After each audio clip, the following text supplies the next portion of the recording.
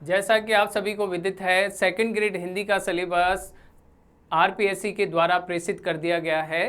कुछ इसमें बदलाव किया गया है। उस बदलाव को ध्यान में रखते हुए आपको परीक्षा की तैयारी करनी है। इसमें विशेष जो बदलाव किया गया है वह है आपकी पाठ्य पुस्तकें। जो पाठ्य पुस्तकें हैं जिसके बारे में कहा जाता है बहुत उसमें लंबा कोर्स है, पूरा एक सिलेबस का आधा भाग वही रह जाता है। अतः इसको ध्यान में रखते हुए आरपीएससी ने इस बार पाठ्य पुस्तकों को हटा दिया है। उसकी जगह कुछ अन्य विषय वस्तुएं शामिल की गई है।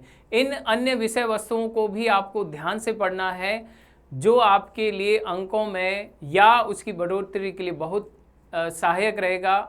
आज हम उसी विषय वस्तु के संबंध में डिस्कस करेंगे कि वास्तव में सिलेबस क्या है और सिलेबस की विषय वस्तु क्या रहेगी और किस तरह से हमें इसे पढ़ना है। दूसरी बात, इसमें अभी तक अंकों का समायोजन नहीं किया है कि किस तरह से आरपीएससी इसके अंतर्गत आपको क्या बताना चाह रही है, किस तरह से बताना चाह रही है, पेपर को किस तरह से हल करना चाह रही है, ये अभी तक सरकार ने क्लियर नहीं किया है। ये क्या रहेगा, किस तरह के इसके अंक रहेंगे। जैसे कि पहला भाग था माध्यमिक स्तर का 180 अंक का, इस बार अभी इसके अंक सरकार ने या आरपीएससी के द्वारा घोषित नहीं किए, पर जो पाठ्यक्रम है उसे आपको विशेष रूप से समझना है कि वास्तव में वो कौन से टॉपिक है जिसको हम पढ़कर पूरे में से पूरे अंक प्राप्त कर सकते हैं। तो पहला जो हमारा टॉपिक है, यहाँ देखें, माध्यमिक व उच्च माध्यमिक स्तर पर जो जो टॉपिक्स है, जैसे कि आपको शुरुआत से पता है कि जो व्याकरण विषय वस्तु है वह गणित की तरह है, मैथ्स की तरह है, उसे आप हल करके उत्तर निकाल सकते हैं। तो इसके लिए आपको अधिक से अधिक अभ्यास की आवश्यकता है। ये अभ्यास जितना आप अधिक करेंगे उतने आप व्याकरण के अंदर पारंगत होंगे। सबसे पहला टॉपिक है वर्ण व्यवस्था।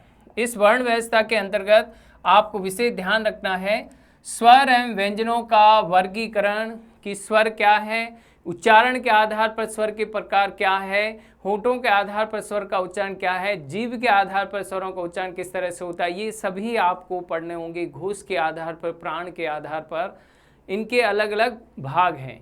उसके आधार पर प्रश्न बनेगा कि निम्न में से कौन सा एक अघोष है, कौन सा सघोष है, या निम्न में से तालव्य से कौन से स्वर उच्चारित किए जाते हैं या नहीं किए जाते हैं। ये सभी 11 स्वरों के बारे में हम जानकारी प्राप्त करेंगे। उसके पश्चात व्यंजन, जो मूल रूप से 33 व्यंजन है, इसके अलावा इसके अंदर द्विगुणित या उत्सित व्यंजन कौन से हैं, संयुक्त व्यंजन कौन से हैं, आगत व्यंजन कौन से हैं, इन सब के बारे में जानकारी लेंगे। तो व्यंजनों का जो वर्गीकरण है वो विस्तृत रूप से है। वर्ग व्यंजन जिन्हें स्पर्श संघर्षी कहते हैं, ऊष्म व्यंजन, अंतःस्थ व्यंजन, निम्न में से कौन से अंतःस्थ व्यंजन नहीं है, किसे लुंठित व्यंजन कहा गया है, किसे पार्श्विक व्यंजन कहा गया है, निम्न में से कौन सा अर्धस्वर व्यंजन है, य है, र है, ल है, या इनमें से कोई नहीं। तो सही उत्तर है य को अर्धस्वर कहा गया है, व को भी अर्धस्वर कहा गया है। तो ऐसे छोटी छोटी बातें, बेसिक चीज़ों को आपको ध्यान रखना है इस विषय वस्तु के अंदर कि वास्तव में व्यंजन और स्वर का वर्गीकरण काफ़ी विस्तृत है। कम से कम 4 क्वेश्चन इससे बनेंगे। इन चारों प्रश्नों के उत्तर बिल्कुल सही हो, इसके लिए स्वर और व्यंजनों के वर्गीकरण को आपको अच्छे से पढ़ना है। इससे संबंधित मेरा वीडियो भी आपको उपलब्ध होगा यूट्यूब पर, आप देखें प्रगति पथ चैनल के नाम से, आपको पूरा विस्तृत रूप से उसमें वर्णन किया गया है। स्वर क्या है, व्यंजन क्या है, इनके कौन कौन से भेद हैं, घोष के आधार पर, प्राणत्व के आधार पर सारा वर्गीकरण है, उच्चारण के आधार पर, वर्ग के आधार पर। तत्पश्चात शब्द वर्गीकरण, स्रोत के आधार पर जो भी जानकारी जहाँ जहाँ से मिली है, तत्सम माने संस्कृत शब्द कि कौन कौन से संस्कृत शब्द है, तद्भव शब्द, तत्सम का ही बिगड़ा हुआ रूप कि सूर्य है, सूर्य का बिगड़ा हुआ रूप जिसे हम तद्भव कहते हैं सूरज। विदेशी शब्द, ये अंग्रेजी और उर्दू फारसी 2 तरह के होंगे। विदेशी वास्तव में 2 तरह से हैं, लेकिन आपको ध्यान रखना है कौन सा फ्रांसीसी शब्द है, कौन सा पुर्तगाली है, कौन सा उर्दू शब्द है, कौन सा चाइनीज है, कौन सा जापानीज शब्द है। इनमें भी अलग अलग शब्दों का अलग अलग वर्गीकरण है, उसको आप पढ़ेंगे। जैसे शब्द आ गया सायोनारा, सायोनारा जापानी शब्द है जिसका अर्थ होता है अलविदा। तो उर्दू फारसी को भी हम पढ़ेंगे। शब्द वर्गीकरण, व्याकरण के आधार पर विकारी अविकारी शब्दों का परिचय, भेद और उपभेद। विकारी जैसे शब्द से ही ज्ञात होता है जिसमें बदलाव आ जाए। लिंग वचन कारक के कारण जिन शब्दों में बदलाव आ जाता है उसे हम विकारी शब्द कहते हैं, और जिनमें किसी भी तरह का लिंग वचन कारक के आधार पर कोई बदलाव नहीं आता उन्हें अविकारी शब्द कहा जाता है। संज्ञा, सर्वनाम, विशेषण और ये क्रिया ये विकारी शब्द है, और अविकारी शब्द जिसके अंतर्गत हम ऐसे शब्दों का प्रयोग करते हैं जिसमें कोई बदलाव नहीं आ रहा है, चाहे विस्मयादि बोधक है, संबंध बोधक है, समुच्चय बोधक है या क्रिया विशेषण है। क्रिया विशेषण के भी 4 प्रकार होंगे, उनके बारे में भी हम जानकारी लेंगे। तो इस तरह से सीधे सीधे शब्द आ जाएगा कि वहाँ पर आपको पूछ लेंगे कि इसलिए शब्द क्या है, विकारी है या अविकारी है। तो सही उत्तर है विकारी शब्द है, क्योंकि इस पर लिंग वचन कारक का कोई प्रभाव नहीं पड़ता है। जैसे मनुष्य पानी के बिना जीवित नहीं रह सकता, तो वहाँ के बिना शब्द क्या है, तो वहाँ के बिना शब्द अविकारी शब्द है, इस पर लिंग वचन कारक का कोई प्रभाव नहीं पड़ रहा। तत्पश्चात व्याकरण के विभिन्न भाग जिन्हें व्याकरण की कोटियां कहा जाता है, ये हैं लिंग, वचन, कारक, काल और वाच्य।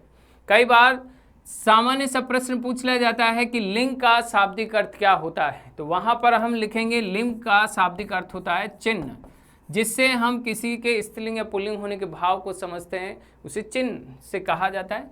वचन का शाब्दिक अर्थ क्या है, तो सही उत्तर है संख्या, कि शब्द के जिस रूप से उसके एक या एक से अधिक होने का भाव जिससे प्रकट हो उसे वचन कहा जाता है, और वचन का शाब्दिक अर्थ होता है संख्या।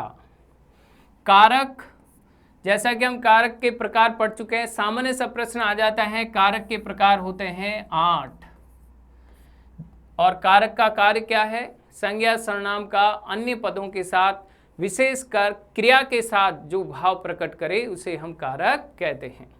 काल, काल का शाब्दिक अर्थ है समय। ये 3 प्रकार के हैं, वर्तमान काल, भूतकाल, भविष्यत काल। इनके भी अलग अलग प्रकार होंगे। सामान्य भूत है, पूर्ण भूत है, अपूर्ण भूत है, हेतु हेतु मद भूत है या संदिग्ध भूत है। तो कई प्रकार के भूतों के प्रकार है जिसे हम भूतकाल के अंतर्गत पढ़ेंगे।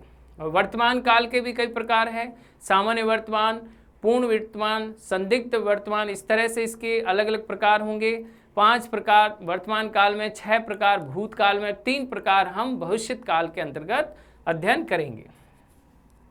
इसके पश्चात एक जो विशेष आपका है वाच्य, अंग्रेजी में जिसे वॉइस कहा जाता है, active voice, passive voice. Hindi में ये 3 प्रकार के होते हैं। इनको आप विशेष रूप से पढ़ेंगे कि भाववाच्य है, कृतवाच्य है या कर्मवाच्य है। नया टॉपिक है आपके लिए, लेकिन इसे आपको अच्छे से समझना है। अगर आप इसे अच्छे से समझ लेंगे तो इस टॉपिक में भी आप पूरे में से पूरे अंक प्राप्त कर सकते हैं। तत्पश्चात शब्द रचना, संधि, समास, उपसर्ग, प्रत्यय, इन्हें भी आपको समझना है कि संधि क्या है। संधि का शाब्दिक अर्थ है जोड़ना, और स्वर संधि, व्यंजन संधि और विसर्ग संधि तीनों अपने आप से अलग कैसे। हम शब्द को ही देखकर कैसे पहचान लें कि स्वर संधि का, व्यंजन संधि का है या विसर्ग संधि का है, ये मेरे आने वाले वीडियो के अंतर्गत आप सीखेंगे, पहचानेंगे कि शब्द को ही देखकर हम सीधा पहचान लें। ऐसा अभ्यास, ऐसे चिन्ह, ऐसे कौन से तरीके हैं जिससे हम संधि को, समास को पहचान लें और फट से हमारा उत्तर आ जाए और हमारे समय की बचत भी हो जाए। उसके पश्चात समास। समास जो 6 प्रकार के समास हैं, उन 6 प्रकारों के अलग अलग चिन्ह हैं। केवल उन चिन्हों का आप ध्यान में रख लेंगे तो आप तत्काल पता कर लेंगे कि द्वंद्व समास है, बहुव्रीहि समास है, द्विगु समास है या अव्ययी भाव समास है या कर्मधारय समास है। कि इसमें ये चिन्ह दिखाई दे रहा है तो इसके कारण से कर्मधारय है, इसमें ये चिन्ह दिखाई दे रहा है तो बहुव्रीहि समास है। किसी भी शब्द को रटने की आवश्यकता नहीं पड़ेगी, केवल चिन्हों को देखकर ही आप समझ जाएंगे कि वास्तव में इतने हजारों शब्द हैं, लेकिन ये 6 चिन्ह जो है ये फट से, तत्काल से पहचानने में आ जाते हैं और हमारा उत्तर बिल्कुल सही हो जाता है। उपसर्ग, प्रत्यय शब्द के प्रारंभ में लगने वाले। हिंदी के उपसर्ग, संस्कृत के जो 22 उपसर्ग हैं वे, और विदेशी उपसर्ग अंग्रेजी और उर्दू फारसी। विदेशी शब्दों को हम आसानी से पहचान लेते हैं। सबसे ज़्यादा समस्या हमारी आती है संस्कृत और हिंदी में। इनमें अंतर कैसे करना है ये विशेष रूप से हम सीखेंगे। शब्द को तोड़ना, मूल शब्द क्या है और उपसर्ग क्या बन रहा है ये जानना आवश्यक है।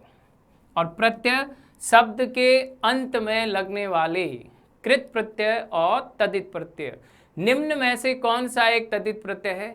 तो वहां हम देखेंगे कि उस शब्द में संज्ञा सर्वनाम विशेषण तो नहीं। अगर वह शब्द संज्ञा सर्वनाम विशेषण का है तो तदित प्रत्यय है, और अगर वह शब्द क्रिया को प्रकट कर रहा है तो वो कृत प्रत्यय है। इस तरह इनके भी अलग अलग प्रकार होंगे। 5 प्रकार हम कृत प्रत्यय में पढ़ेंगे और 6 प्रकार हम तदित प्रत्यय के अंतर्गत पढ़ेंगे। जैसे लुटेरा शब्द में भी ऐरा प्रत्यय है, ममेरा शब्द में भी ऐरा प्रत्यय है। प्रत्यय समान है लेकिन इनके भेद अलग अलग क्यों है? क्योंकि लुटेरा में लूट से लूटना क्रिया प्रकट हो रही इसलिए कृत प्रत्यय है, और ममेरा में मूल शब्द मामा ये संज्ञा को प्रकट करता है। इस कारण से समान प्रत्यय होते हुए भी एक कृत प्रत्यय में जा रहा है और एक तदित प्रत्यय में जा रहा है। तत्पश्चात शब्द ज्ञान, ये सबसे कठिन भाग है। ये कठिन भाग इसलिए कि वोकेबलरी में किसी भी तरह का नियम सूत्र नहीं होता। आप अधिक से अधिक इन शब्दों को पर्यायवाची है, विलोम है, अनेकार शब्द है, श्रुति सम भिन्नार्थक है, वाक्यांश के लिए एक शब्द है, इन शब्द को रटते हैं, याद करते हैं। तो न हमें याद करना है, न याद करके याद रखना है, न रटना है। कोई भी कार्य इनमें से नहीं करना है। तो वो कौन सा तरीका होगा वह हम पर्यायवाची विलोम शब्द रचना से संबंधित वीडियो के अंदर आप मेरे वीडियो में देखेंगे कि हम कौन सा तरीका अपनाएं जिसके कारण न रटना पड़े न याद रखना पड़े, फिर भी याद रहे। वो तरीका हम सीखेंगे। बहुत से पर्यायवाची हैं, बहुत से विलोम हैं, बहुत से अनेकार शब्द है, श्रुति सम भिन्नार्थक जिसे हम युग्म शब्द कहते हैं। आम भाषा सामान्यतः जो विद्यार्थी से परिचित है उसे क्या कहते हैं? युग्म शब्द। सम मने समान, श्रुत मने सुनना, भिन्न मने अलग अलग, कि सुनने में जो है समान लगे लेकिन अर्थ जिसका भिन्न भिन्न है उसे श्रुति सम भिन्नार्थक कहा जाता है। वाक्यांश के लिए एक शब्द, बहुत से वाक्यांश ऐसे हैं जो हमने नहीं सुने हैं। उन वाक्यांशों के शब्द किस तरह के होंगे? नए और अलग तरह के, आम प्रचलित नहीं करके हम कुछ विशेष वाक्यांश के शब्दों को पढ़ेंगे जिससे ज्ञात होगा कि वास्तव में इस तरह के भी शब्द वाक्यांश के अंतर्गत आते हैं जो अलग है, विशेष है। परीक्षा की दृष्टि से भी ऐसे प्रश्न कई बार पूछे गए जो हमें लगता है कि ऐसा तो शब्द हमने पढ़ा ही नहीं, ऐसा वन वर्ड हमने पढ़ा ही नहीं, ये कहाँ से आ गया। ऐसे कुछ शब्दों को, वाक्यांश को हम पढ़ेंगे। वाक्य का स्वरूप, पद क्रम, अंग भेद। अंग जैसा कि हम पढ़ चुके हैं, उद्देश्य और विधेय ये 2 प्रकार के अंग हैं। पद क्रम जिसके अंतर्गत हम वाक्य को निर्मित करने से पहले वाक्य के तत्व, वाक्य के गुण, वाक्य के अंग पढ़ेंगे। पद क्रम वाक्य का एक गुण है जिसके अंतर्गत हिंदी में किसी भी पद को या वाक्य को लिखने के लिए उसके क्रम का विशेष ध्यान रखना होता है। सबसे पहले कर्ता, उसके बाद कर्म, उसके बाद क्रिया और तत्पश्चात अंत में सहायक क्रिया। तो उसमें विशेष ध्यान रखना है जिसको इंग्लिश में कहते हैं अरेंज द सेंटेंस। तो वाक्य के तत्व, आकांक्षा, अन्विति, योग्यता, पद क्रम, ये सभी हम ध्यान रखेंगे। उद्देश्य विधेय इसके जो अंग हैं उसके बारे में हम पढ़ेंगे। तो इस तरह से इसके विभिन्न भेद और उपभेद है उसको समझकर फिर हम वाक्य के बारे में जानकारी लेंगे कि वास्तव में वाक्य क्या है। वाक्य के अलग अलग प्रकार, रचना के आधार पर जो 3 प्रकार हैं और अर्थ के आधार पर जो 8 प्रकार हैं, उनके बारे में भी हम जानकारी लेंगे। कई बार सीधा प्रश्न आ जाता है, अर्थ के आधार पर वाक्य के कितने प्रकार हैं? तो वहां पर आप लिखेंगे कि अर्थ के आधार पर वाक्य के 8 प्रकार हैं। उन 8 प्रकारों के बारे में भी ध्यान रखना है कि आज्ञार्थक कौन सा है, इच्छार्थक कौन सा है, संदेहार्थक कौन सा है। तो ये सीधे आपको प्रश्न पूछे जाते हैं, लेकिन कई बार हम कंफ्यूज हो जाते हैं। कई विद्यार्थियों ने प्रश्न भी कई बार मुझसे पूछा है, ऑफलाइन क्लास में भी पूछा है, ऑनलाइन में भी, कि सर रचना के आधार पर जब हम पढ़ते हैं तो अर्थ में चले जाते हैं, अर्थ के आधार पर पढ़ते हैं तो रचना में, तो उसके अंतर को कुछ संकेतों के माध्यम से हम समझ जाएंगे ताकि हमारा उत्तर बिल्कुल सही आए। ये वाक्य रचना के अंतर्गत। उसके बाद शब्द शुद्धि, ये वह पार्ट है जिसे आप लिख कर अभ्यास करें। केवल आप उसे कुछ चुनिंदा शब्दों को 50-100 शब्द तय कर लिए और उसको आपने रीडिंग कर ली, एग्जाम में आप वही सही करोगे जो रात दिन आप लिखते आए हैं। शब्द शुद्धि लिख कर ही सही होगी, रीडिंग करने से, याद करने से, पढ़ने से शब्द शुद्ध नहीं होगा। अगर आपने श्रीमती शब्द लिखा है, श्रीमती शब्द शुद्ध ऐसे है, लेकिन आपकी आदत श्रीमती में ई छोटी लगाने की है और उसको आपने रीडिंग में तक पढ़ लिया कि श्रीमती में ई बड़ी आएगी, परीक्षा में आपके दिमाग में उस शब्द की इमेज, वो शब्द वैसा ही बना रहेगा जैसा लिखावट में हमेशा रहा है। आपको श्रीमती की ई छोटी वाला शब्द बिल्कुल सही लगेगा, आप उसे टिक कर देंगे, आंसर गलत हो जाएगा। शब्द शुद्धि के प्रश्न को हल करने से पहले लिखना है और उससे पहले आपको अपने अभ्यास में 100 बार 500 बार उस शब्द को लिख लेना है, ताकि हजारों बार लिखा गया वह शब्द कम से कम अभ्यास से वापस उस मात्रा को सही कर सके। रीडिंग करने, याद करने से शब्द शुद्ध नहीं होगा। लिख कर मात्रा ई छोटी हटाकर बड़ी करने में समय लगेगा और जब समय लेगा तब आपका अभ्यास बिल्कुल सफल होगा। तो अतः शब्द शुद्धि को रीडिंग नहीं करें, याद नहीं करें, लिख कर अभ्यास करें। इसके बाद वाक्य शुद्धि होगी अलग अलग प्रकार से, संज्ञा संबंधी शुद्धिकरण, सर्वनाम संबंधी, लिंग संबंधी, वचन संबंधी, पद क्रम संबंधी, अधिक पद दोष और शब्द ज्ञान संबंधी। ऐसे बहुत से दोष हैं जिनको पहले हम समझेंगे कि संज्ञा, सर्वनाम, विशेषण, क्रिया, अव्यय क्या है। उसके बाद शब्द की शुद्धि को सीखेंगे, पहचानेंगे कि पूरा वाक्य अशुद्ध नहीं है, वाक्य का कोई एक भाग अशुद्ध है जिसके कारण पूरा वाक्य अशुद्ध लग रहा है।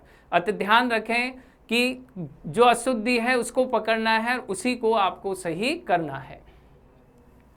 विराम चिन्हों का प्रयोग, विभिन्न प्रकार के विराम चिन्ह हैं, उन विराम चिन्हों को आपको ध्यान में रखकर करना है कि योजक चिन्ह क्या है, तुलनात्मक सूचक चिन्ह क्या है, विवरण चिन्ह क्या है, लाघव चिन्ह क्या है, पूर्ण विराम क्या है, अर्ध विराम क्या है।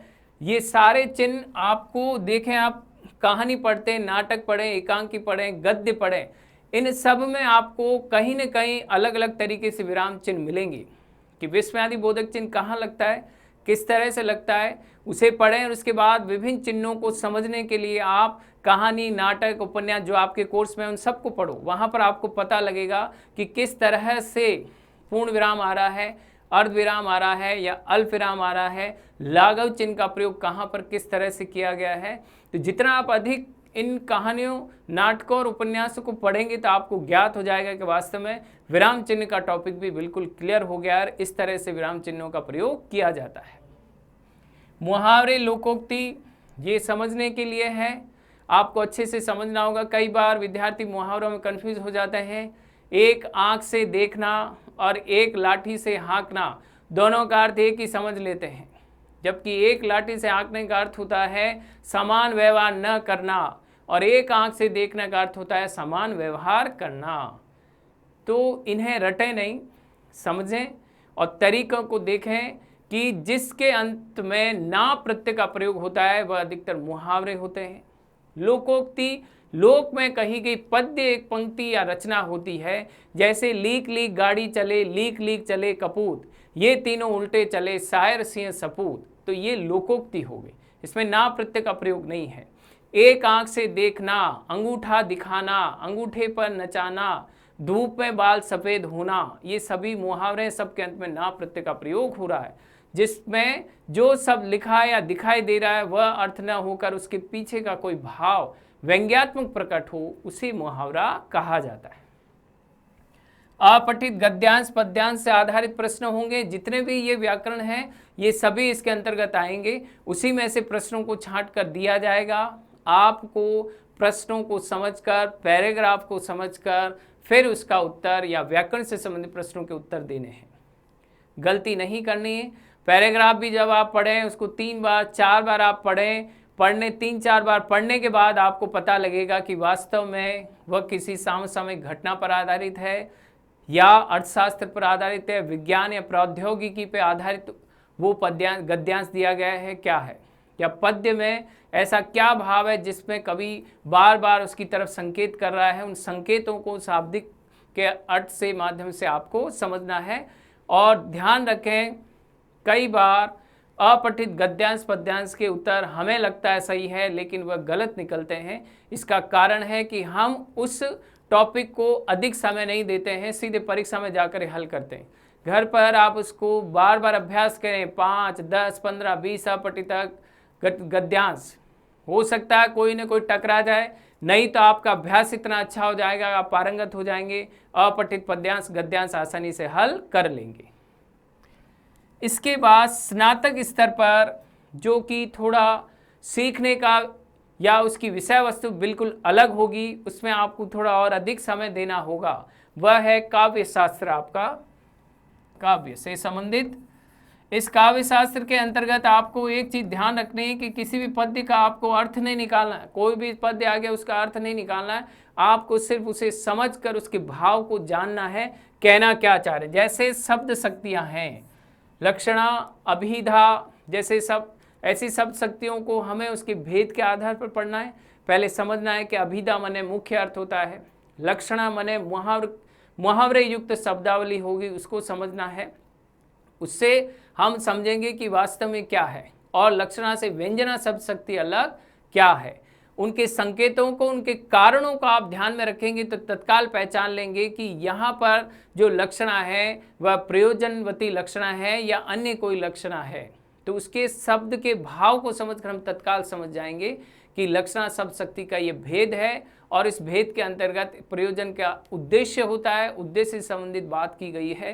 तो इसमें इस पंक्ति में ये प्रयोजनवती लक्षणा है, इसमें ये शाब्दी व्यंजना है, इसमें ये आर्थी व्यंजना है। या मुख्य अर्थ, निम्न में से वह शब्द शक्ति कौन सी है जिसमें मुख्य अर्थ को ही देखा जाता है, जो लिखा है वही अर्थ स्वीकार किया गया है, वह अभिधा शब्द शक्ति होती है। अगली काव्य की रीतियां, काव्य की कौन कौन सी रीतियां हैं, उन रीतियों के बारे में समझना है कि ये रीतियां किस तरह से पंक्ति दे दी, उससे संबंधित पूछ लिया कि इसमें कौन सी रीति का प्रयोग किया गया है, तो वो हम रस के आधार पर भी समझ सकते हैं। काव्य के कौन कौन से गुण हैं, ओज गुण है, प्रसाद गुण है या माधुर्य गुण है। निम्न में से वीर रस से युक्त रचना के लिए कौन से गुण की आवश्यकता होती है, तो सही उत्तर होगा वहां पर ओज गुण का प्रयोग। या आपको ओज गुण से युक्त पंक्ति देकर पूछ सकते हैं कि निम्न में से कौन से गुण का प्रयोग इस काव्य के अंतर्गत किया गया है, तो वहां हम लिखेंगे वीर रस से युक्त भयानक रस के अंतर्गत यहाँ पर जो गुण है वह ओज गुण है, ओज माने चमक। उसके पश्चात प्रसाद एक गुण है, माधुर्य गुण, माधुर्य का प्रयोग होता है श्रृंगार युक्त रचनाओं के लिए, और प्रसाद का होता है भक्ति रस युक्त रचनाओं के लिए कि देख सुदामा की दीन दशा, करुणा कर करुणा निधि रोए, पानी परात का छुए नहीं, नैनन जल से पांव धोए। तो पंक्तियों को पढ़ते तत्काल जो समझ में आ जाए वो क्या है, प्रसाद गुण। काव्य दोष, काव्य को लिखते समय उसमें कोई न कोई कमी रह जाती है, उस काव्य की पंक्ति में हमें भी कभी ही ढूंढनी है कि इसमें कौन सी कमी है। सुनने में अजीब से लग रहे हैं, ग्रामीण शब्दों का प्रयोग किया गया है, जो बताया उससे उल्टा है, या कठिन शब्दावली का है, या अक्रमत्व पद क्रम कि पैसे दे दो 5 नहीं तो 10 ही दे दो, यह अक्रमत्व हो गया कि इसमें जो लोक व्यवहार से विपरीत बात की गई है कि जो 5 नहीं पैसे दे सकता 10 कैसे देगा, दुष्क्रमत्व। इसी तरह इसमें भी वही चीज है जिसके बारे में बताया गया है कि जो लोग, इसमें भी लोक विपरीत बात है कि व्यवहारिक बात नहीं की गई है। तो हमें सबके कारणों को समझना होगा, केवल इनमें आपको कारण पढ़ेंगे और कारण ढूंढ लेना है कि इसमें कठिन शब्द है, क्लिष्टित्व हो गया, इसमें ग्रामत्व दोष है, ग्रामीण शब्दों का प्रयोग किया गया है, और इसमें सुनने में अजीब से शब्द लग रहे हैं, कानों को अप्रिय लग रहे हैं, श्रुति कृतत्व दोष है। तत्पश्चात अलंकार, श्लेष, यमक, उपमा, रूपक, उत्प्रेक्षा, विभावना, असंग, संदेह, भ्रांतिमान, विरोधाभास और मानवीकरण, इन सब के ही कारणों को आपको पढ़ना है। पद्य के अर्थ नहीं निकालने हैं। आपको नहीं पता होगा कि कौन सा पद्य आएगा, लाखों पद्य हैं, लेकिन उस पद्य में अगर जड़ पदार्थ तत्व का प्रयोग किया गया है, उन्हें सजीव रूप में मानवीय रूप दिया गया है, तो मानवीयकरण भाव प्रकट होगा। अगर उस शब्द में, एक ही शब्द में कई अर्थ चिपके हुए हैं, वह श्लेष अलंकार होगा। अगर उसमें शब्द का एक से अधिक समान शब्द हैं और उनके अर्थ भिन्न भिन्न हैं, यमक अलंकार है। तो इस तरह से आप अलंकारों के कारणों को ढूंढेंगे कि उत्प्रेक्षा पढ़ रहे हैं तो मनु, जनहु, मनोहो, जानो, इस तरह जानो, मानो शब्द अगर वाक्य में आ गए, प्राण प्रिय जग सुहाती नीले अंचल चीर, मनुहु कलानिधि झिलमिले कालिंदी के नीर। तो मनुहु शब्द आते तत्काल हम उत्प्रेक्षा लिख देंगे अलंकार। अब अगर हम उसके अर्थ के चक्कर में पड़ गए तो हमारा आंसर गलत हो जाएगा, हमें पता ही नहीं चलेगा कि इसका मीनिंग क्या है, इसके इन शब्दों का अर्थ क्या है। इसके पीछे उपाध्याय, हरिओद उपाध्याय जो हैं, उन्होंने इसके संबंध में अयोध्या से उपाध्याय की रचनाएं ये, तो उसमें उन्होंने क्या कहा है ये हमें नहीं ज्ञात, लेकिन हमें ये पता है कि इसमें मनहु शब्द आया है, मानो शब्द आया है, तो ये शब्द उत्प्रेक्षा अलंकार से युक्त है, तो हमारा उत्तर उत्प्रेक्षा बिल्कुल सही होगा। तो आपको इन अलंकारों को पढ़ते समय किसी भी काव्य के अर्थ को समझने की कोशिश न करें, आपको उन अलंकारों को, कारणों को ढूंढना है कि इसमें कौन सा कारण है जिससे संदेह माने, भ्रांतिमान माने, विभावना माने, उत्प्रेक्षा माने, यमक माने या श्लेष माने। उसके पश्चात द्रुत छंद होंगे, द्रुत विलंबित, हरि गीतिका, कवित, सवैया, दोहा, सोरठा, चौपाई। तो हमें चौपाई पढ़नी है तो हम इसमें 16 मात्राएं देखेंगे। सोरठा है तो 24, इसमें ये दोहे का उल्टा है, इसमें देखेंगे इसे 22 से 26 इसके अंतर्गत होता है। कवित में 36, हरि गीतिका, द्रुत विलंबित। तो ये यहाँ पर आपको वर्णिक छंद और मात्रिक छंद दोनों पढ़ने हैं। कि सीधे तौर पर अगर हम पढ़ें कि 13-11 मात्राएं मिलकर 24 मात्राएं दोहा होती, दोहे का उल्टा सोरठा होती है, तो 11-13 होती, 24 होती, सोरठा हो जाएगी। हम सवैया पढ़ रहे हैं तो 22 से 26 वर्ण गिनने, वर्ण गिनते ही हमारा उत्तर बिल्कुल सटीक आ जाएगा कि सवैया छंद है। तो किसी भी काव्य का अर्थ नहीं पढ़ना है, हमें सिर्फ उस काव्य से द्रुत विलंबित के कारण या हरि गीति का या कवित है, सवैया है, सोरठा है, चौपाई है, उनकी मात्राओं को या उनके वर्णों को गिनकर तत्काल उत्तर निकाल देना है। वह हमें समझाना है, वह हमें बताना है कि इसमें 16 मात्राएं हैं इसलिए चौपाई छंद है, तो वह हमारा उत्तर बिल्कुल सटीक होगा। रस, रस का स्वरूप, रसावयव और रस भेद, कि रस क्या है, रस के कौन कौन से भेद हैं और इनके कौन कौन से प्रकार हैं। ये 9 रस हैं। 9 रसों के अंदर स्थायी भाव क्या है, अनुभाव क्या है, कायिक क्या होता है, वाचिक क्या होता है, आहार्य क्या होता है, तय, जो भी तय हम इसके अंतर्गत रस पढ़ेंगे, उनके स्थायी भाव को भी पढ़ेंगे और मूल जो रस है उसके बारे में भी हम पढ़ेंगे। उससे कौन से रस की उत्पत्ति होती, वो सिचुएशन, वो कारण हम पढ़ेंगे कि इस पद्य से हम वीर रस निकाल रहे हैं या भयानक रस बन रहा है या विभत्स रस बन रहा है, कौन सा है और उनका स्थायी भाव क्या है। इसके अलावा रस किस तरह से उत्पत्तित होता है, आचार्य, किन किन आचार्यों ने क्या क्या इसके संबंध में अपनी परिभाषाएं दी है। पंक्ति आ सकती है कि ये किसने, मम्मट ने कहा है, भामा ने कहा है या आचार्य भरत मुनि ने कहा है, ये किसकी पंक्तियां रस के संबंध में या इनका क्या वे अर्थ बताना चाहते हैं, किसने किसके संबंध में कितने रस बताए हैं और उसकी कौन कौन से अव्यय हैं, इसके बारे में हम विस्तृत रूप से जानकारी लेंगे।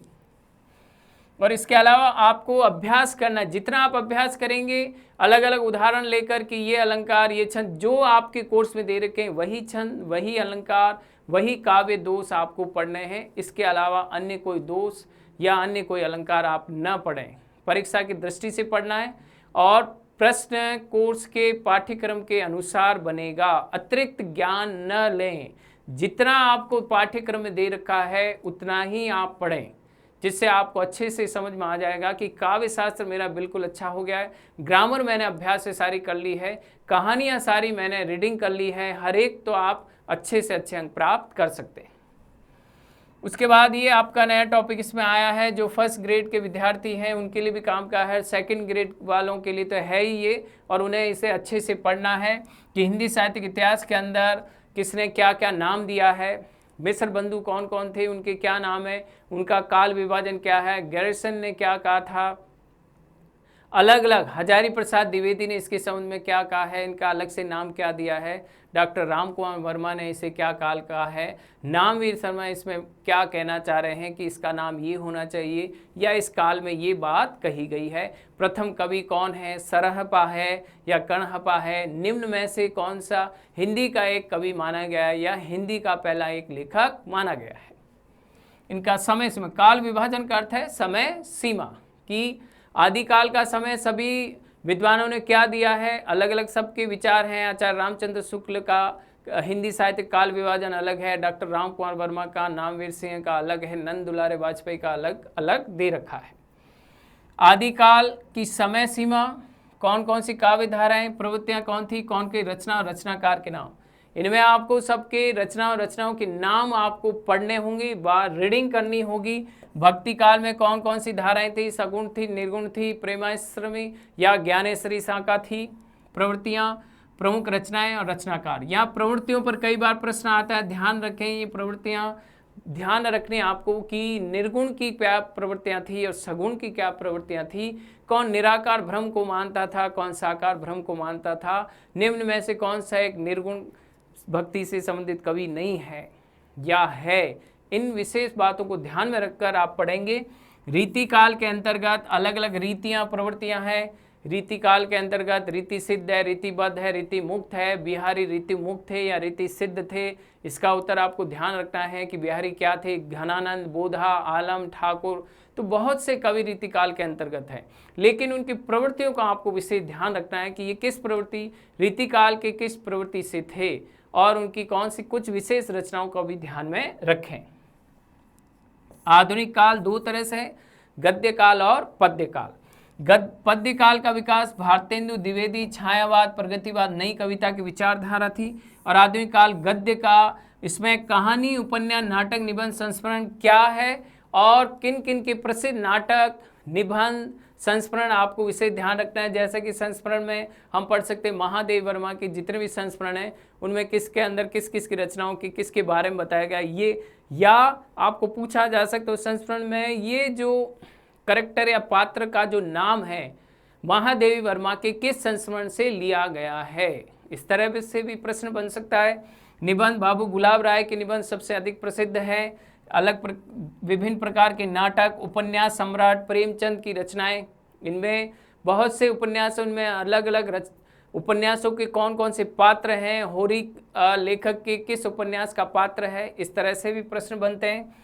कहानियों का बहुत विशिष्ट क्षेत्र है, प्रेमचंद की कहानी, जयशंकर प्रसाद की कहानी, तो प्रेमचंद युक्त पूर्व उपन्यास, बाद के उपन्यास, प्रेमचंद के समय के उपन्यास, प्रेमचंद के समय की कहानी, बाद के कहानीकार या पहले प्रथम कहानी कौन सी थी, उसने कहा था हिंदी की प्रथम कहानी मानी गई है या नहीं मानी गई है, इसके संबंध में भी आपको अच्छे से पढ़ना होगा। ये हो गया हमारा हिंदी साहित्य इतिहास का एक संक्षिप्त इतिहास। उसके बाद है हिंदी भाषा का उद्भव विकास, हिंदी एवं उसकी बोलियों का सामान्य परिचय, देवनागरिक लिपि की भाषा क्या है, भाषा की उत्पत्ति कहाँ से हुई। देवनागरिक लिपि के अंतर्गत ये ब्राह्मणी लिपि किसे कहा गया, राक्षसी लिपि कौन सी है, या अलग अलग क्षेत्र में यहाँ पर जो 5 प्रकार भाषाओं के दे रखे हैं हिंदी के अंतर्गत, पूर्वी कौन सी है, पश्चिमी कौन सी है, इसके अंतर्गत बांगरू कौन सी से संबंधित आती है। तो ऐसे छोटे से छोटे प्रश्न अंदर से अंदर पूछे जाएंगे, तो आपको लिपि, भाषा के विभिन्न क्षेत्र, जगहों के नाम, भोजपुरी किस क्षेत्र में नहीं, निम्न में से किस क्षेत्र में भोजपुरी बोली जाती है, नहीं बोली जाती है, वो क्षेत्र के नाम भी आपको याद रखने होंगे। ये जो पाठ है थोड़ा कठिन पाठ है, सारा जो है पद्य में है, तो इन पद्य को विशेष रूप से आपको बार बार रीडिंग करनी होगी। यहाँ पर यहाँ तक इन्हें आप बार बार रीडिंग करेंगे तब आपको विषय वस्तु समझ में आएगी कि वास्तव में रामचरितमानस की केवल आपको बाल कांड पढ़ना है। बहुत से कांड है, सुंदर कांड है, किष्किंधा कांड है, बहुत से कांड है, लेकिन आपको बाल कांड ही केवल पढ़ना है। इसके पश्चात भ्रमर गीत सूरदास के 20 पद जो आचार्य रामचंद्र शुक्ल द्वारा बताए गए, मीरा पदावली प्रथम 20 शब्द, परशुराम चतुर्वेदी, ये सरल है आपका, मीरा स्थानीय भाषा से संबंधित है इसलिए सरल होंगे। और बिहारी रत्नाकर 20 दुबे तो पढ़ चुके हैं आप कई कक्षाओं में। सूर्यमल मिश्रण के, ये भी राजस्थानी भाषा से संबंधित है, तो ये भी आसान रहेगा आपको। तो प्रत्येक में से 2-2 प्रश्न परीक्षा में पूछे जाते हैं और इस बार शायद 3-3 प्रश्न पूछ लिए जाएं क्योंकि पूरी पुस्तक हटा दी गई है, सारी पुस्तकें आपके हटा दी गई है 9 से 12, तो शायद अब संख्या प्रश्नों की बढ़ सकती है। पहले 2-2 प्रश्न आते थे और इसके बाद रामधारी सिंह कुरुक्षेत्र और कामायनी प्रसिद्ध जयशंकर प्रसाद की रचना है केवल श्रद्धा सर्ग। श्रद्धा सर्ग में भी बहुत से पद्य हैं, लेकिन आप बार बार रीडिंग करेंगे तो उसमें से जो कठिन शब्द है उसका भी अर्थ पूछा जाता है, या पंक्ति में से कहीं बैल के संबंध में कौन सा शब्द इसमें नहीं दिया गया या पूछा गया है उसके संबंध में भी प्रश्न आ सकता है। तो इन सब को आपको अच्छे से रीडिंग करना है। शब्द का अर्थ क्या है, वीर सतसई में किस समय की बात की गई है, 1858 की या 1857 की, या जो स्थानीय भाषा राजस्थानी भाषा में जो शब्द है मिश्रण शब्द है ये किस वंश से किस से प्रचलित है उसके संबंध में भी पूछ सकते हैं, या ये मिश्रण कोई छंद है या इनका उपनाम है, क्या है। इसके पश्चात चिंतामणि, जिसमें आचार्य रामचंद्र शुक्ल की रचनाओं के अंतर्गत उत्साह, श्रद्धा, भक्ति, लोभ, प्रीति, इनके बारे में ही केवल आपको पढ़ना है।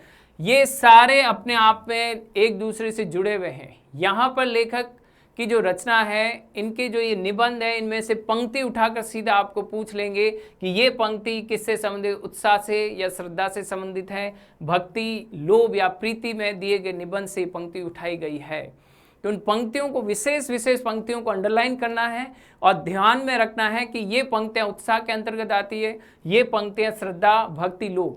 जब आप इन पंक्तियों को या इन निबंधों को 5-6 बार 10 बार पढ़ लेंगे तो अपने आप आपके मस्तिष्क में छप जाएगा कि इस तरह की पंक्तियां उत्साह निबंध में आई थी, इस तरह की पंक्तियां प्रीति, लोभ के अंतर्गत आई थी। शब्दावली या पंक्तियों के भाव से आप उसे पकड़ लेंगे, पर उसके लिए आपको पारंगत होना पड़ेगा। 10 से 12 बार उन निबंधों को पढ़ना होगा। कई बार बेसिक प्रश्न आ जाता है, आचार्य रामचंद्र शुक्ल की चिंतामणि में कितने निबंध हैं, ऐसे भी प्रश्न पूछे गए हैं। तो आपको ध्यान रखना है, किताब लाएं तब उसमें देख लें कितने हैं, 31 है, 32 है, 30 है, वो संख्या के आधार पर प्रश्न आ सकता है। मोहन राकेश लहरों के राजहंस, ये भी प्रसिद्ध इनका नाटक रहा है। यादवेंद्र शर्मा चंद्र खून का टीका, ये राजस्थान पृष्ठभूमि से लिया गया एक विशेष भाव है जिसके अंतर्गत आपको विषय वस्तु को समझना है कि वास्तव में यहाँ पर लेखक क्या कहना चाह रहे हैं और एक ऐतिहासिक पृष्ठभूमि पर इसके संबंध में बात कही गई है। कहानियां, जिसके अंतर्गत आपको पंक्तियों से प्रश्न पूछे जाएंगे कि वास्तव में इसकी पंक्ति में क्या क्या है। उसने कहा था, चंद्रदत्त शर्मा के द्वारा लिखी गई रचना जो कि एक सैनिक के संबंध में है, आपस में कौन कौन से सैनिक आपस में बात करें, उनके क्या क्या नाम है। तेरी गुड़मई हो गई क्या, तो यहाँ गुड़मई का मतलब क्या होता है, सगाई होना। तो कुछ पंजाबी शब्दावली होगी, उनके अर्थ को आपको समझना होगा। कीरत से यहाँ पर क्या कहना चाह रहा है, या इस बार हम जब जीत जाएंगे, विजय होंगे, तब हम यहाँ पर ये उत्सव मनाएंगे, तो यहाँ पर किस उत्सव के बारे में बात कही गई है। और इस तरह से अगर होगा तो इस बार हम झटका करेंगे, तो झटका का मीनिंग क्या है। तो हर एक की कुछ विशेष शब्दावली होगी, उन पंक्तियों का आपको इसमें ध्यान रखना है।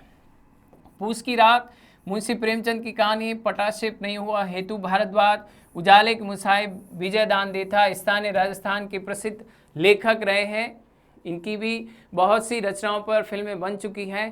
तो आपको इन सबको कहानियों को 5-6 बार रीडिंग कर लेनी, जिससे आपको कहानी की थीम आ जाए। जिस तरह से फिल्म देखते हैं 2.5 घंटे, लेकिन उसकी थीम 10 मिनट में हम सुना देते हैं, वैसे ही आपको इन कहानियों की थीम को ध्यान में रखना है। पात्र चयन का ध्यान रखना है, किस पात्र ने क्या संवाद कहे, ये विशेष आप ध्यान रखें। पात्रों के आधार पर प्रश्न अधिक पूछे जाते हैं। सिंधी शिक्षण विधियां, अगला जो इससे सबसे कठिन पार्ट जो है इसके अंतर्गत वो है टीचिंग मैथोलॉजी, कि इसमें आपको प्रश्न 30 प्रश्न भी पूछे जा सकते हैं, 20 प्रश्न पूछे जा सकते हैं, क्योंकि अब पुस्तकें हटा दी गई है। तो अंकों का सही समायोजन प्रत्येक भाग में किया जाएगा। स्नातक भाग में भी होगा, माध्यमिक स्तर पर भी होगा, काव्य शास्त्र में भी कुछ अंक बांटे जाएंगे और यहाँ पर शिक्षण विधियों में भी कुछ अतिरिक्त अंक बांटे जाएंगे।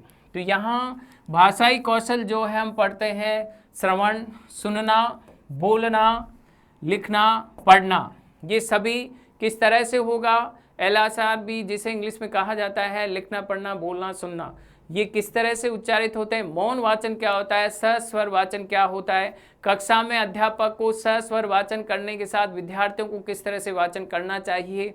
शिक्षण एक माध्यम है या दोनों माध्यम से किया जाता है, या सबसे अच्छा शिक्षण क्या है, केवल अध्यापक प्रश्न पूछे या विद्यार्थी भी प्रश्न पूछे, या दोनों प्रश्न पूछे, या दोनों में से कोई एक प्रश्न पूछे। इस तरह से मनोवैज्ञानिक प्रश्न कक्षा के मनोविज्ञान को ध्यान में रखकर प्रश्न बनते हैं।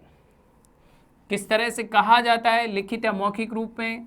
हिंदी की विभिन्न विधाएं, चाहे उपन्यास है, नाटक है, एकांकी है, कहानियां हैं, इन्हें किस तरह से कक्षा में पढ़ाया जाएगा, उनकी शिक्षण विधियां क्या होगी, उनका पाठ योजना किस तरह से बनेगी। इकाई योजना, दैनिक योजना, इकाई यूनिट बनेगा, दैनिक आप प्रतिदिन क्या पढ़ा रहे हैं, और पूरे वीक का, एक सप्ते का आपका पूरी एक डायरी मेंटेन होगी जिसके अंतर्गत आप एक चैप्टर को पूरे सप्ते में कंप्लीट करेंगे। उसके अंतर्गत उसकी क्या इकाई योजना किस तरह से बनेगी और प्रतिदिन किस तरह से बनाएंगे, ये डायरी कहलाती है, जिसे दैनिक नंदिनी कहा जाता है, जो विद्यालय में प्रत्येक सप्ताह बनाकर प्रधानाध्यापक से चेक करवाई जाती है। तो आप उसकी पाठ्य योजना किस तरह से बनाएंगे, उस पर प्रश्न बनेगा। एक सप्ताह में कितने पीरियड लिए जाते हैं, कितने कालांश होते हैं, और कितने पूरे एक महीने में कितने कालांश होते हैं, कितने पूरे करने पड़ते हैं, ये भी प्रश्न बनते हैं। शिक्षण किस तरह, पद्य शिक्षण कैसे होगा, व्याकरण की शिक्षण विधियां आगमन विधि है या निगमन विधि है, संधि पढ़ा रहे हैं या समास पढ़ा रहे हैं तो उसमें आगमन विधि काम आती है, निगमन विधि काम आती है, या दोनों विधियां काम आती है। दल शिक्षण क्या है, व्यतिक्रम शिक्षण क्या है, तो इन सब के शिक्षण के प्रकार को समझना होगा। रचना शिक्षण किस तरह से है, कहानी रचना शिक्षण का अर्थ है अनुच्छेद लेखन, निबंध लेखन किस तरह से करें, पत्र लेखन किस तरह से करें, वो रचना लेखन में आता है। कहानी शिक्षण कैसे हो, नाटक शिक्षण किस तरह से हो, कौन सी शिक्षण विधियां होंगी जो विद्यार्थियों को अधिक प्रभावित करेगी और कहानी को बच्चा या स्टूडेंट्स अच्छे से समझ पाएंगे, वह शिक्षण कक्षा में सबसे प्रभावी होगा। वो कौन कौन से शिक्षण होंगे। भाषा शिक्षण में निदानात्मक और उपचारात्मक, कि डॉक्टर किसी भी बीमारी को पहले डायग्नोस करता है, समझता है कि बीमारी क्या है, उसकी मेडिकल चेकअप होती, रिपोर्ट आती, फिर उसका इलाज शुरू करता है। तो वैसे ही बच्चों में क्या कमियां हैं, क्या दोष है, पहले हम उसको देखेंगे, फिर हम उसका समाधान करेंगे कि ये स्पेशल चाइल्ड है तो इसको अलग तरीके से हम पढ़ाएंगे ताकि सामान्य विद्यार्थियों के साथ ये पढ़ सके, उसके बराबर गति कर सके और पढ़ाई में अच्छे अंक प्राप्त कर सके। तो ये तरीका है कक्षा में बच्चों के मनोविज्ञान को जांचने का कि इनका क्या कारण है, किस कारण से, क्या ये व्यक्तिगत दोष है या अन्य कोई कमी है, कोई शारीरिक कमी है, उसको भी हम निदानात्मक के माध्यम से जांच के उपचार करते हैं। भाषा शिक्षण में सहायक सामग्रियां, पुस्तक है, अन्य बहुत सी किताबें हैं, डस्टर है, चौक है या अन्य श्रवण यंत्र है। दूरस्थ शिक्षण, डिस्टेंस एजुकेशन, ये भी शिक्षण सामग्री के अंतर्गत माना जाता है। और या कक्षा में आप अच्छा शिक्षण देना चाहते हैं, विज्ञान के शिक्षक कक्षा में अच्छी विषय वस्तु समझाना चाहते हैं, तो उसके लिए क्या करेंगे, प्रदर्शन विधि करेंगे या खेल विधि करेंगे या कौन सी विधि करेंगे जिससे विद्यार्थी उस विषय वस्तु को समझ सके।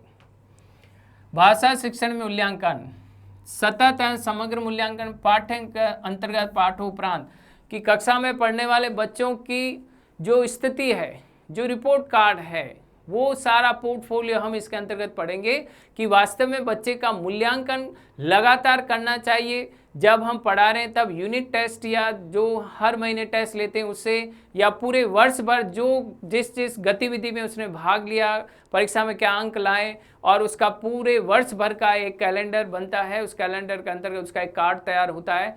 तो वो विद्यार्थी किस तरह से गति कर रहा है उसे हम पहले टेस्ट में या दूसरे टेस्ट में जांच लेते हैं, जिसे हम कहते हैं CCA, सतत एवं समग्र मूल्यांकन, संपूर्ण मूल्यांकन। बच्चा खेलने में भी अच्छा है, पढ़ने में भी अच्छा है, लिखने में भी अच्छा है, वाद विवाद प्रतियोगिता में भी अच्छा है, तो उसका एक पूरा साल भर का रिपोर्ट तैयार होती है। उस रिपोर्ट को ही हम सतत एवं समग्र मूल्यांकन कहते हैं। ये मूल्यांकन पढ़ाते समय, टेस्ट लेने के बाद दोनों तरह से किया जा सकता है।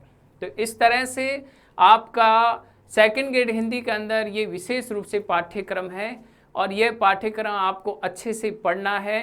समय समय पर मैं इन सभी विषय वस्तु संबंधित आपको वीडियो YouTube पर उपलब्ध करवाऊंगा, आप उन्हें देखें और अच्छे से समझकर परीक्षा में अच्छे से अच्छे अंक लाएं और अपना चयन सुनिश्चित करें।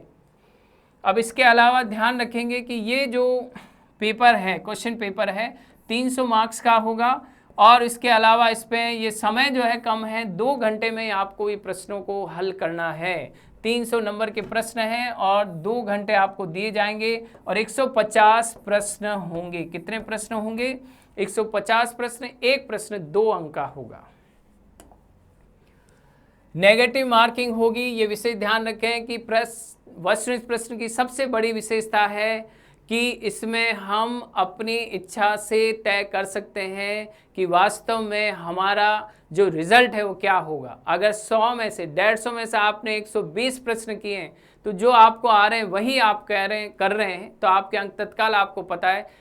वस्तुनिष्ठ की यही विशेषता है कि हम तत्काल अपना परिणाम निकाल सकते हैं। कट ऑफ कितनी रहेगी बात की बात है, लेकिन हमने जितने प्रश्न किए वो सही किए हैं और उन्हीं को हमें अटेंड करना है, क्योंकि नेगेटिव मार्किंग है। जो प्रश्न आपके सही हैं उनमें से गलत प्रश्नों के अंक काट लिए जाएंगे। तो आत्मविश्वास बनाएं, कॉन्फिडेंस रखें और वही प्रश्न बने और निर्णय क्षमता रखें सही गलत की, कि ये मुझे नहीं आता, नहीं करना है, ये मुझे आता है, ये मुझे प्रश्न करना है। क्वेश्चन शैल बी डिडक्ट, तो आपके जैसा मैंने बताया सही में से गलत के जो अंक हैं वो आपको अलग कर देंगे। अगर आपने 80 सवाल किए उसमें से आपके 10 गलत हो गए तो 70 सही है। 70 सही में से 10 जो अंक हैं 2 नंबर का है, 20 नंबर तो गए। इसके अलावा आपके कुछ और अंक सही में से डिडक्ट कर दिए जाएंगे, कम कर दिए जाएंगे। Paper shall be including following subject, आपका knowledge secondary level, senior second standard का होगा और उससे संबंधित विषय वस्तु होगी और ग्रेजुएशन लेवल स्नातक स्तर से रिलेटेड सब्जेक्ट का मैटर होगा और टीचिंग मैथोलॉजी भी विषय से संबंधित होगी। तो इस तरह से 300 अंक के पेपर में 150 प्रश्न आएंगे, 150 प्रश्नों को करना है और एक प्रश्न का अंक 2 है।